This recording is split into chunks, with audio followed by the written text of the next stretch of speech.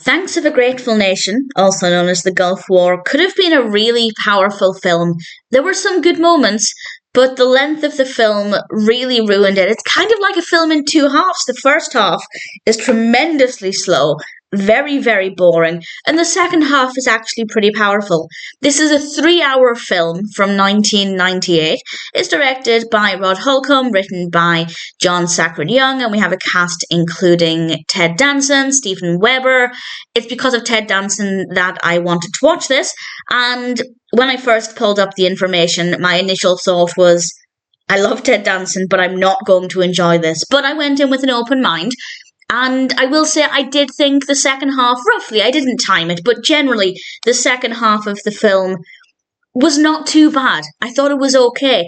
But for at least an hour, maybe an hour and a half, it was just incredibly slow.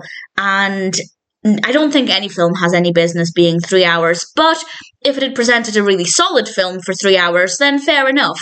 But it definitely needs a lot of work to be a much tighter, much more powerful film.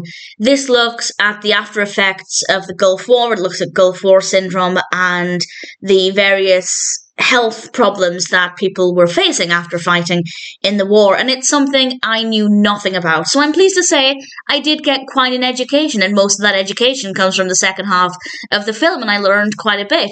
I definitely am not an expert on the Gulf War now, but I definitely learned a lot, and that's something that I was at least looking forward to. As I said, when I read what it was about and saw the length, I thought this was going to be an incredibly tedious experience, but I love Ted Danson, so I was willing to do it. But actually, it wasn't too bad. We have some court scenes, a lot of hospital scenes, and they're things that I find in any film really fascinating. So all of that for me worked really well. And again, the bulk of this comes in the second half.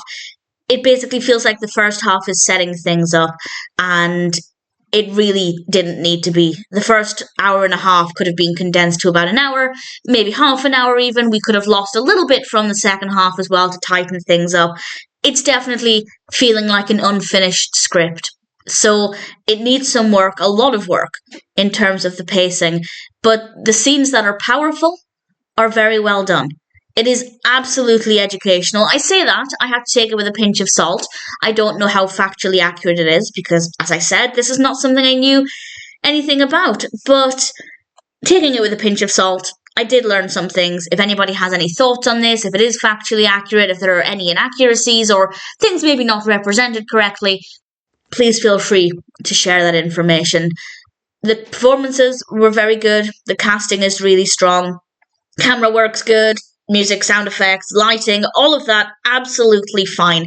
The only issue is the horrendous pacing and the unnecessary length. As I said, if I watched it and realised that actually it did need to be that long and that every scene or almost every scene was relevant and powerful and moving the story forward or offering something, then fine, fair enough. I'm generally of the mind that a film doesn't even need to be close to 2 hours to tell a story. But with this one, maybe 2 hours would have been reasonable. 3 hours, definitely not. It kind of suggests that they weren't willing to let go of some of the material.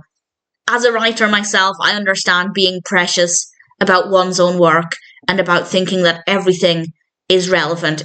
It's so painful to write something and then when editing, having to realise that actually it doesn't add anything to the narrative and you have to get rid of it and you have these beautiful descriptions that you really enjoyed writing and you just have to remove it because it's not relevant. It doesn't add anything and it's painful. It really is.